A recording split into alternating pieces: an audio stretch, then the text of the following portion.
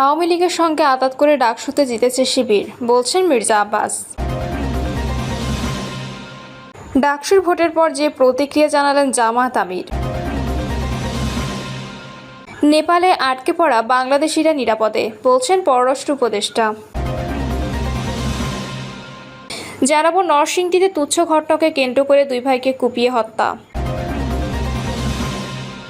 এবং সর্বশেষ জানাবো সাংবাদিকের হাত পা কেটে এলাকা ছাড়ার হুমকি আওয়ামী লীগ নেতার। শুনছিলেন সংবাদ শিরোনাম, এবারে বিস্তারিত। আওয়ামী লীগের সঙ্গে আঁতাত করে ডাকসুতে জিতেছে শিবির, বলছেন মির্জা আব্বাস।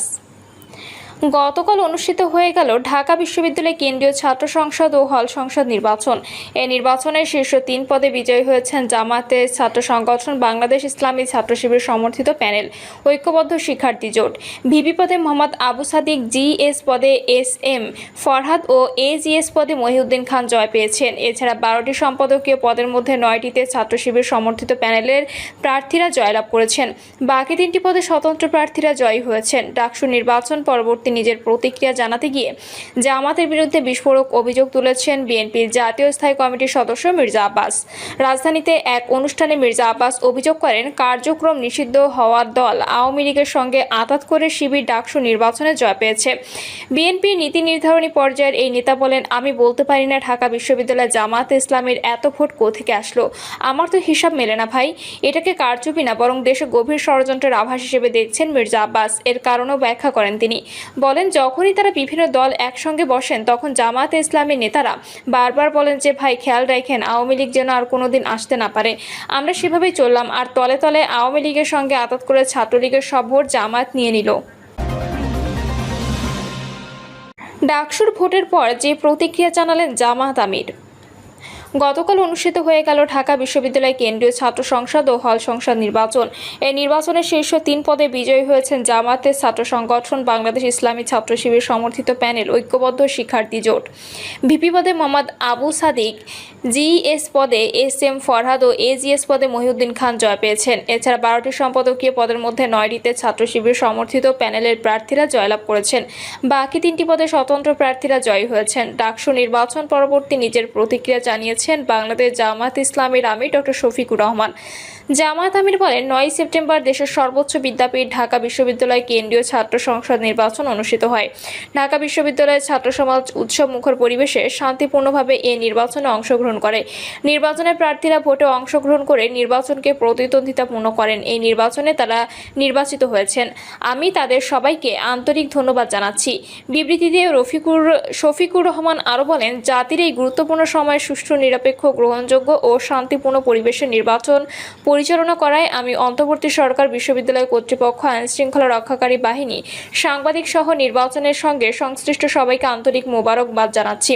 পাশাপাশি ডাকসুর ইলেকশনের দায়িত্ব পালনরত অবস্থায় চ্যানেল S এর সাংবাদিক তরিকুল ইসলাম শিবলি ইন্তেকাল করায় আমি তার রুহের মাগফিরাত কামনা করছি এবং তার পরিবার পরিজনের প্রতি সহমর্মিতা জ্ঞাপন করছি। নেপালে আটকে পড়া বাংলাদেশিরা নিরাপদে, বলছেন পররাষ্ট্র উপদেষ্টা। পররাষ্ট্র উপদেষ্টা মোহাম্মদ তৌহিদ হোসেন আশ্বস্ত করেছেন যে নেপালে চলমান অস্থিরতার মধ্যে জাতীয় ফুটবল দলের খেলোয়াড় সহ সব বাংলাদেশি নিরাপদে আছেন। পরিস্থিতি স্বাভাবিক হলেই তারা দেশে ফিরতে পারবেন। ভারত হয়ে ফেরত আসার সম্ভাবনা নাকচ করে দিয়ে তৌহিদ বলেন, তাদের কারো কাছেই ভারতীয় ভিসা নেই, তাই আমাদের অপেক্ষা করতে হবে। অস্থিরতার মধ্যে বাংলাদেশিদের নিরাপত্তা নিয়ে তিনি আশ্বস্ত করে বলেন, রাজনৈতিক নেতাদের খুঁজতে গিয়ে আন্দোলনকারীরা যখন একটি হোটেল তল্লাশি করে তখন বাংলাদেশি ফুটবলারদের মুখোমুখি হয়েছিল, কিন্তু তাদের বিরক্ত না করে সরে যায়। আমাদের প্রতি কোনো নেতিবাচক মনোভাব নেই, তাই আমি কোনো সংকটের আশঙ্কা করছি না। তিনি জানান, কাঠমান্ডুর বাংলাদেশ দূতাবাস নিয়মিত যোগাযোগ রাখছে আটকে পড়াদের সঙ্গে। আমরা আশা করি সবাই নিরাপদে দেশে ফিরবেন, তবে এতে কিছুটা সময় লাগবে, বলেন তিনি। আন্তর্জাতিক প্রেক্ষাপটে শান্তিরক্ষী বাহিনীর প্রসঙ্গ টেনে তৌহিদ হোসেন বলেন, যদি জাতিসংঘ রাশিয়া ইউক্রেন সীমান্তে একটি বাফার জোনে শান্তিরক্ষী পাঠানোর সিদ্ধান্ত নেয়, বাংলাদেশ ইতিবাচক সাড়া দেবে। আমাদের দীর্ঘ অভিজ্ঞতা রয়েছে, তাই এমন পরিস্থিতি হলে অবশ্যই অংশ নিতে চাই। নরসিংদীতে তুচ্ছ ঘটনাকে কেন্দ্র করে দুই ভাইকে কুপিয়ে হত্যা। নরসিংদীর শিবপুরে তুচ্ছ ঘটনাকে কেন্দ্র করে দুই ভাইকে কুপিয়ে হত্যা করেছে আপন চাচা ও চাচাতো ভাইয়েরা। বুধবার বিকেলে উপজেলার চক্রধা ইউনিয়নের বৈলাব গ্রামে ঘটনা ঘটে। নিহত দুই ভাই হলেন চক্রধা ইউনিয়নের বৈলাব গ্রামের অবসরপ্রাপ্ত সেনা সদস্য আসাদুজ্জামান মন্টুর ছেলে সোহাগ ও রানা। পুলিশ ও এলাকাবাসী জানায়, বৈলাব গ্রামের বাসিন্দা দিদার ও বিদ্যুতের বাড়ির ব্যবহৃত টিউবওয়েলের পানি চাচাতো ভাই সোহাগদের বাড়ির ওপর দিয়ে নামাকে কেন্দ্র করে দুই পরিবারের মধ্যে দীর্ঘদিন ধরে বিরোধ চলে আসছিল। এরই জেরে ঘটনার দিন বিকেল 5:30টার দিকে উভয় পরিবারের মধ্যে কথা কাটাকাটি হয়। এক পর্যায়ে চাচা মামুন ও তার দুই ছেলে দিদার ও বিদ্যুৎ ছুরি বল্লম শাবল নিয়ে সোহাগ ও তার ছোট ভাই রানার উপর হামলা চালায়। এ সময় প্রতিপক্ষের ছুরিকাঘাতে ঘটনাস্থলে রানা নিহত হয় এবং সোহাগ গুরুতর আহত হয়। পরে গুরুতর আহত অবস্থায় সোহাগকে শিবপুর উপজেলা স্বাস্থ্য কমপ্লেক্সে নিয়ে গেলে চিকিৎসক মৃত ঘোষণা করেন।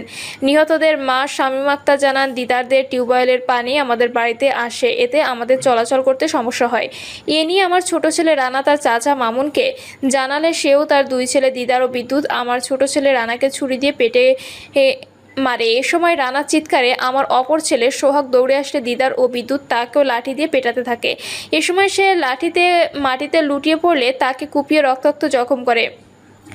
আমার ছেলেদের হত্যাকারীদের বিচার চাই। এ ব্যাপারে শিবপুর মডেল থানার ভারপ্রাপ্ত কর্মকর্তা আফজাল হোসেন জানান, খবর পেয়ে ঘটনাস্থল পরিদর্শন করেছি।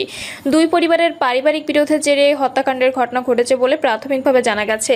দুটি লাশ উদ্ধার করে ময়নাতদন্তের জন্য নরসিংদী সদর হাসপাতালে মর্গে পাঠানো হয়েছে।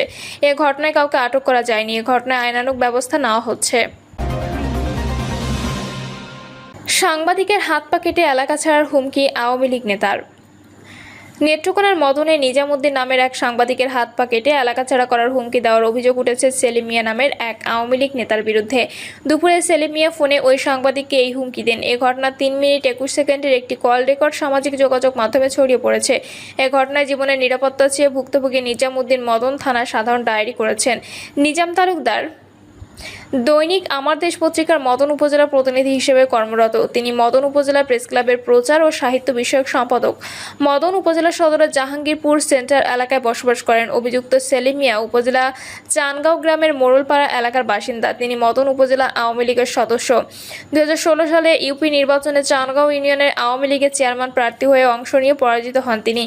জিডিও ভুক্তভোগী সাংবাদিকের সঙ্গে কথায় জানা গেছে, বৈষম্য বিরোধী ছাত্র আন্দোলন চলাকালে মদনে শিক্ষার্থীদের ওপর হামলার অভিযোগে গত 23 মে মেহেদী হাসান ওরফে নবাব নামের এক কলেজ ছাত্র থানায় মামলা করেন। ওই মামলায় নেত্রকোনা 4 আসনের সাবেক সংসদ সদস্য সাজ্জাদুল হাসানকে প্রধান করে 68 জনের নাম উল্লেখ করা হয়। এজাহারে মাখান ইউনিয়নের 4 নম্বর ওয়ার্ড আওয়ামী লীগের সাধারণ সম্পাদক বিদ্যা মিয়াকেও আসামি করা হয়। বিদ্যা মিয়ার এক ছেলে প্রশাসনের উচ্চপদস্থ কর্মকর্তা হিসেবে কর্মরত। বিষয়টি নিয়ে সাংবাদিক নিজামুদ্দিন সংবাদ প্রকাশ করে। নিজামের দাবি, সংবাদের জেরে মিথ্যা বিদ্যা মিয়ার আত্মীয় সেলিম মিয়া এতে ক্ষিপ্ত হন। সোমবার দুপুরে তাকে ফোনে হাত পা কেটে এলাকা ছাড়া করার হুমকি দেন। পাশাপাশি বেশি বাড়াবাড়ি না করার জন্য সতর্ক করেন। নিজামুদ্দিন বলেন, হুমকি দেওয়া কল রেকর্ড সংযুক্ত করে তিনি থানায় জিডি করেছেন। বর্তমানে পরিবার নিয়ে নিরাপত্তাহীনতায় ভুগছেন। মদন থানায় ভারপ্রাপ্ত কর্মকর্তা মোহাম্মদ শামসুল আল শাহ বলেন, জিডির বিষয়টি তদন্ত করে পরবর্তী আইনগত ব্যবস্থা নেওয়া হবে। জানতে চাইলে সেলিম মিয়া বলেন, সাংবাদিক নিজামুদ্দিন আমার আত্মীয় হন। ওই দিন আমি অবশ্য রেগে গিয়ে তাকে গালমন্দ করেছি, এটাও অস্বীকার করছি না। তবে তাকে হাত পা কেটে এলাকা ছাড়া করার কথা বলিনি। বিষয়টির জন্য আমি দুঃখ প্রকাশ করছি। এটা নিজেদের মধ্যে সমাধান হয়ে যাবে। প্রিয় দর্শক, এই ছিল এখনকার সর্বশেষ সংবাদ। আপডেট সব সংবাদ পেতে চ্যানেলটি সাবস্ক্রাইব করে বেল আইকনটি ক্লিক করে রাখুন।